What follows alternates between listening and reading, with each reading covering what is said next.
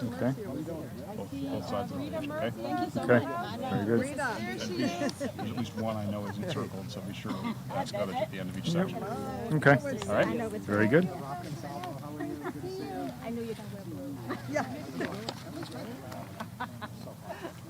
I'll never forget that show. Hey, man, Rob Consalvo, stand up on my back. Very good.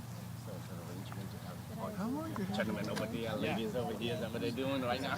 Good morning, everyone. Good morning, and thank you for being here today. We're very pleased to be here in Lowell today, as all of the agencies within the Office of Energy and Environmental Affairs celebrate Climate Week here in Massachusetts. I am the Department of Fish and Game Commissioner, Ron Amidon, and it's my pleasure to serve as your Master of Ceremonies here today.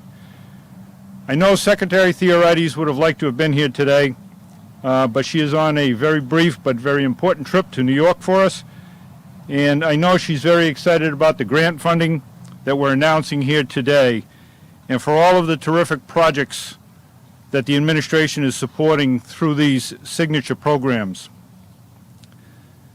Let me start by thanking the City of Lowell for hosting this event upon the site of one of our projects that is receiving a grant, South Common, one of the very important projects that we have going.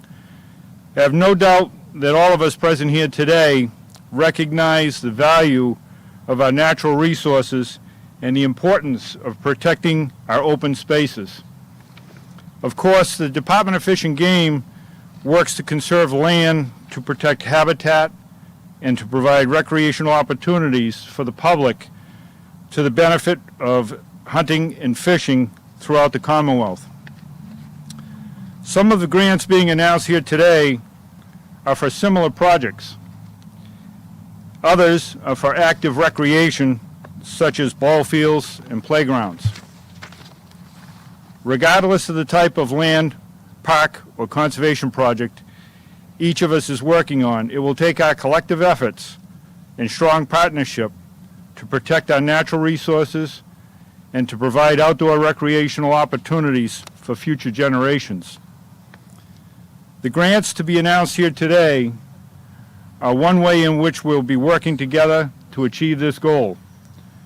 Conserving land, protecting our natural resources across the entire Commonwealth, and increasing access to open space have been critical priorities for the Baker Polito administration. And today's projects build on that progress in a very meaningful way. Governor Baker has been a longtime champion of these efforts, and I know how excited he is to be here in Lowell today to tell you more about the work that we are doing. With that, it is my great honor to introduce Governor Charlie Baker. Thanks, Commissioner.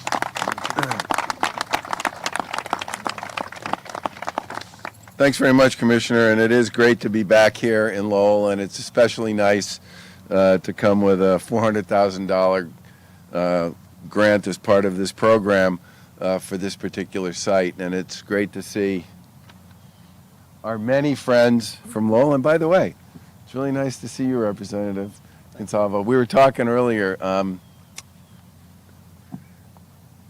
For those of you who have been around Massachusetts politics for a while, the gentleman who held that seat before Representative Consalvo won the election was Angelo Sciascia, and I asked Rob how long Angelo Sciascia held that seat, because I knew it was a long time, and he said it was 48 years. There's a pause, and then Rob said, I'm not going to hold that seat for 48 years. But it's nice to be here, and it's especially nice to be here on Climate Week to talk about the great outdoors, and especially about these three programs that are part of the grant awards that we're making today. Obviously, the past 18 months have reintroduced a lot of us to the great outdoors, and I think in some ways the investments that we've made over the course of the past 7 years, along with the investments we're announcing today, are an important part of making sure that everybody has a chance to enjoy the great outdoors, especially in their neighborhood or where they live. And as the Lieutenant Governor is fond of saying, from the Berkshires to Barnstable County, there are a lot of places in Massachusetts where people can get outside and enjoy all the benefits and the opportunities associated with that. And this program, these programs in particular that we're talking about today, represent about $70 million worth of investments that we've made over the course of our administration. And today we're announcing $10 million to support parkland, open spaces, and land conservation in dozens of communities across the Commonwealth. The Parkland Acquisitions Program, as I mentioned before, is awarding the City of Lowell a $400,000 grant for a project right here at South Common, which will improve the central field, create an accessible route to the surrounding walking track from the parking lot, and a bunch of other repairs to the walking track at the park. The land program in particular is going to represent about $16 million worth of grants to about 75 projects, and will have permanently protected about 4,500 acres of space across the Commonwealth over the course of the past 6 or 7 years. The park program, all in, is about $47 million worth of investments in about 153 projects that have taken place over the course of the last 5 or 6 years. And the Conservation Partnership Program is about $4.5 million worth of investments in about 64 projects that have permanently protected more than 2,300 acres of land over the past 6 years. We're obviously pleased with those projects and believe they've made an enormous difference in communities across the Commonwealth, because we really do have terrific outdoor assets, and it's critical that we continue to maintain them, and in some cases, if we have opportunities, to invest in them and expand them in a strategic way. I do want to point out that as part of the $2.9 billion bill we filed with the legislature with regard to how to put federal dollars to work associated with the ARPA program, we put $100 million into that proposal that was specifically for investments in public lands and public access, which would dramatically enhance our ability to invest collectively in communities and parks, in open space, and in opportunities for recreation across our Commonwealth. And we certainly hope that as the legislature deliberates this question, they recognize and appreciate the fact that in this day and age especially, investments in our outdoor resources are a critical part of how we create a better and stronger Commonwealth, and more importantly, how we create better and stronger communities that work for everybody. And today's about the $10 million and the grants that are being awarded to many of the people who are here. I look forward to having a chance to shake your hands and congratulate you, and hopefully take a picture as we give you your, are we giving them empty envelopes, Rob? Rod? We are. Are we going to give them the empty envelope? I think it's already in the mail. Yeah. This is interesting. Once upon a time, you would give them the envelope, and there would be a check inside that. We've kind of moved beyond that, but the ritual of the ceremony is something that I think a lot of us in public life continue to enjoy. But the bottom line here is this is a great opportunity to make a big investment in a lot of communities on what has become a fundamental part of the way so many of us work and play, which is the opportunity to be outside and enjoying our natural resources from one end of Massachusetts to the other.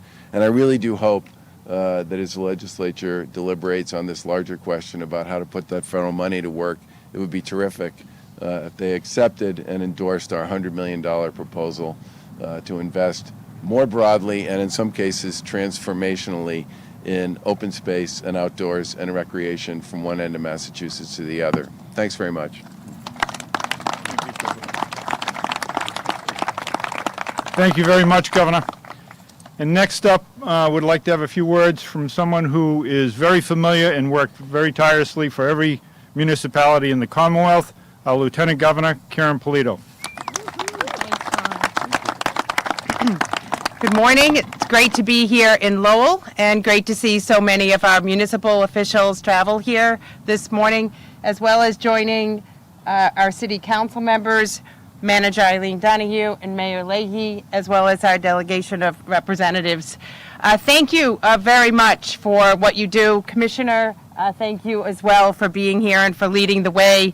This is Climate Week. Yesterday I joined the Secretary in Quincy to kick off Climate Week and talk about how we can further invest in environmental and energy initiatives to strengthen how we beat back our carbon emissions and achieve energy savings, and yes, invest in places in our Commonwealth where we can support open spaces and activities that are good for the people of our Commonwealth. As I come here to this place, I want to say thank you to the city leadership and your Parks and Recreation and DPW departments for what you do each and every day to maintain these places so that the people, young and older, can come and enjoy the outdoors. As the governor said, this past year and a half has sort of taught us how important the outdoors are to us, but it doesn't take a pandemic for us to realize that the outdoors is healthy for us. The programs that we are using today to distribute the $10 million to our communities are long-standing programs. Two of them date back to the 1960s and 70s. So it's a real credit to the Commonwealth that we are intentional around using state resources to invest in open spaces and parks. As the mother of two teenagers, I can underscore the importance of places like this. I see the uprights. I know there's soccer games that come here. These are places where people in the community can come together. It's about community. It's about quality of life. It's about wellness, and it's about safety. When people can come to places like this, either take a walk, join a group walk, or come here and start a pickup game, that's all part of the fabric of your community and who you are, and it improves the quality of life in this neighborhood and in a city like this. I also like this program a lot because it not only targets urban park areas, but that carves out funds for communities under 35,000 people and spreads these dollars to communities small and large all across our Commonwealth. So I just want to say congratulations to you for identifying this as a need, for applying. It takes some time and effort to have your application well presented so that you rise to the top of a pile of requests for these funds. And it would be great if we could honor all of the applications and requests and needs for places like this to be improved. And there is a unique and very special opportunity right now as we have federal funds that have been shared with cities and towns, and yes, the state, to do more of this. As the governor noted, we, in our proposal for the ARPA funds that are in the hands of the legislature to finalize and distribute, we have suggested that $100 million toward programs like this can certainly go a long way, and not only for short-term needs, but will last for a very long time in a community. It also is part of the $900 million that Secretary Theodoridis and with environmental and energy initiatives that can certainly go a long way to helping us continue to lead as a Commonwealth on climate initiatives and making our state more resilient and better prepared for the changes in climate that's inevitably continue to be a part of our environment. So congratulations today. It's great to see so many of you out there. And at this time, I'll just turn it back over to Commissioner Amidon. Thank you very much, Lieutenant Governor. Next up, we'd have a speaker from our host city, the city of Lowell, Manager Eileen Donahue. Thank you so much, Commissioner. Good morning, everybody, and I'm very pleased to be here to have this opportunity to welcome the Governor, Governor Baker, Lieutenant Governor Polito, the Commissioner, and all of you for this very important announcement that's going to enhance our parks and open spaces in the Commonwealth.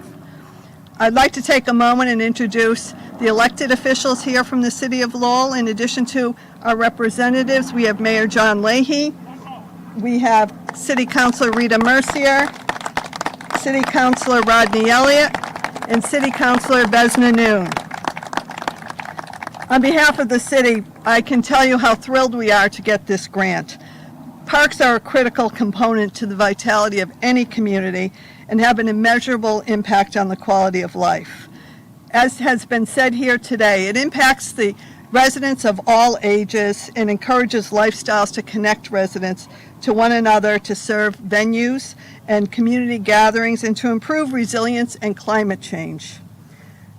As the governor mentioned, COVID-19 these past many months has underscored the need for accessible parks, particularly in urban areas.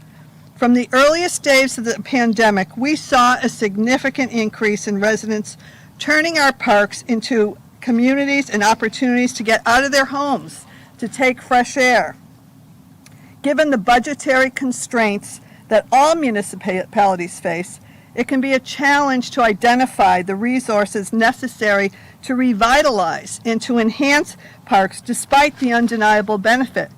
And that is why the support of the Baker-Polito administration continues to offer through the Park Grant Program land grants and other initiatives that are so invaluable. These programs enable communities to breathe new life into open spaces, create safer, higher quality recreational opportunities for our residents. In Lowell, we are familiar with the park grant, and I do want to let you know, Governor and Lieutenant Governor, tomorrow we received a park grant for Hovey Park, and we're going to cut the ribbon on it tomorrow, which is the first accessible playground for all children in the city of Lowell. So thank you. Thank you very much for that. We have full confidence that the grant we're receiving today will put to effective use here in South Common and work towards the next phase of improvements in this historic place. South Common was dedicated in 1845, making it one of the city's oldest parklands. Through every phase of Lowell's history, this Olmsted-designed park has been the destination for Lowell residents to enjoy the outdoors close to home. And through the support of the park program, the city intends to make South Common better tailored to meet the needs and the current needs of our residents by replacing the central field with a regulation playing surface and creating accessible walking routes. The timing of this project as we look ahead is ideal. It coincides with the completion of the Lord Overpass redesign project, the continued development of the Hamilton Canal Innovation District, and these improvements we are making to South Common will help create a cohesive, welcoming gateway to Lowell. Investing in parks and open spaces represents one of the most impactful means of improving quality of life in a community, and I once again want to give very deep thanks to the administration for their continued support. We deeply appreciate it.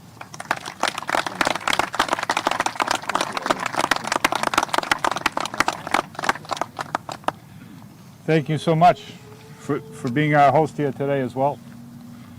I believe next up we're going to have some remarks from our local legislators, and then we're going to go to Q&A after that. Is that correct, guys? Yep. Very good.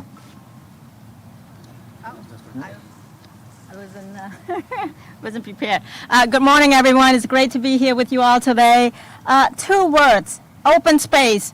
These 2 words I have heard over the years from my fellow Lowellians. They want open space. So this important funding, this critical funding comes in the perfect time. It's perfect time. I just want to say thank to Governor Baker, the LG, Polito, and to the EEA for this vital funding to expand open space and to protect and preserve natural resources. So this is a great next great steps towards that goal. So thank you again for everyone to be here. And I remember when I visited Lowell for the first time in the mid-'80s, many years ago, a family right here on this street. And I remember visiting this park as well, and I remember admiring this park. So here we are, 40 plus years later, and I moved here a few years later, and this is one of the parks that I visited often, and a lot of us here, I'm part of the Lowell Litter Crew, which is the grassroots movement, and we come here often to help DPW and DCR to spruce up this park. Really on a regular basis. So thank you again, Governor Baker, Lieutenant Governor Polito, and the EEA and DCR and the City of Lowell. Thank you for all your assistance.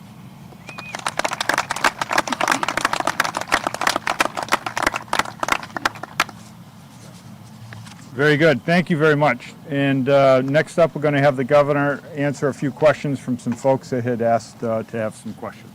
Governor?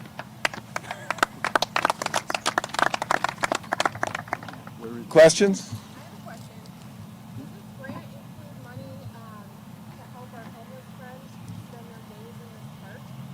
This program is just for the landmass here. There are funds associated with. What's going to happen with all that commission people? As of yesterday morning, there were 4 tents set up in this park. The city has been here for 3 days cleaning up. This park does not look like this on a daily basis. And some of them are here, but they don't get a chance to speak for themselves. And I live in townhouses, so I'm speaking for them. And I would love for you to come back in a few weeks when this park is in full business. We'll talk to the city about that. I got that covered. The mayor's working on that right now. We're working on it. I gave him a proposal. Questions? That's my question. That's why I don't know. Pardon me? Yeah.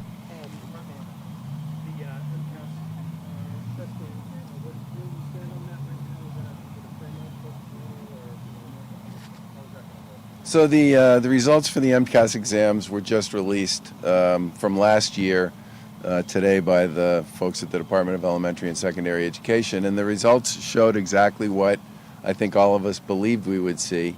There have been several national studies that have already been done on the learning loss that was borne by kids across the country during the course of the COVID pandemic, primarily as a result of the loss of in-person learning, and Massachusetts was no exception to that.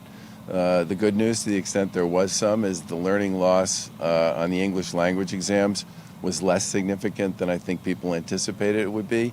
The learning loss on the math exams was pretty significant. And I think we and our colleagues in local government need to put a lot of the federal resources that we've both received to work on a variety of acceleration academies and special programs. I know a lot of folks did a ton of work over the course of the summer with summer school programs and enrichment programs to improve the performance of kids who missed out on a lot of school last year. But I think we all have a lot of work to do there. And I continue to believe that the MCAS exam is a fundamental part of how we diagnose how we're doing and how we keep track of how kids are doing generally. And I thought there was a broad coalition of business groups that put together a memo on this where they basically said to get rid of the MCAS exam would be to close our eyes with respect to how our kids are actually performing. I think it's critically important that we continue to have a regular, annual, comprehensive process here in Massachusetts where we all have a chance to see how our kids are doing to make adjustments accordingly. Thanks, everybody. Thanks. One more question, please. The NTSB just released the Green Line accident report and the driver is to blame. Wonder if you have any thoughts on that? I haven't seen the report yet. Obviously, we'll speak to it once we've had a chance to review it. I'm glad to hear that the NTSB has finished their work. Sometimes it takes a long time. I do believe that driver is not, I believe the driver was suspended for sure. I can't remember if he was let go. But obviously, we'll take a look at the report and make adjustments accordingly. And I'm really glad that no one was seriously hurt in that incident. And the JFK platform, I think you spoke to this yesterday. If you could maybe give me some of that again. What do you know about that problem? And is this Well, the platform was, I mean, we've been involved in discussions with the district attorney's office and others who've been part of the investigation, and we've obviously been working with them on that. And we made a decision after we got permission from the folks who were doing the investigation that it was okay to remove the stairway to do so, and that's what we did. Thanks, everybody. Thanks, folks. Want to take some pictures?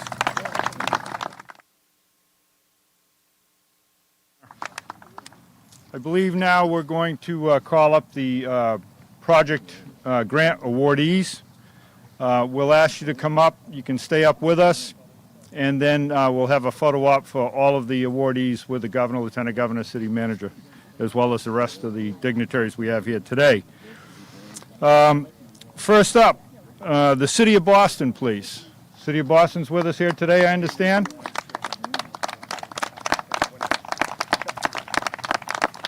Next up is the town of Buckland. We have the town of Buckland with us today.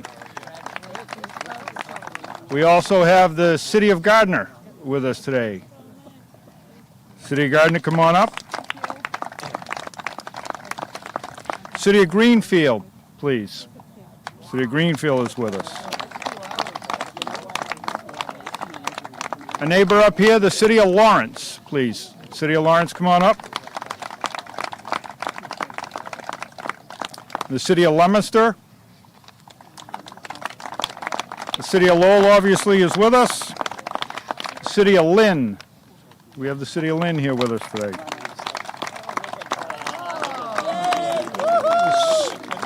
City of Revere.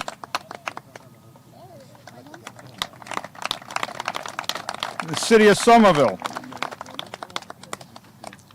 Those are for parkland acquisitions and renovations for community programs. We also have parkland acquisitions, renovations, and community programs for small communities. The town of Boylston is with us today. The town of Rockland. Wow, that's great. Congratulations. The Greater Worcester Land Trust, please. Thank you very much.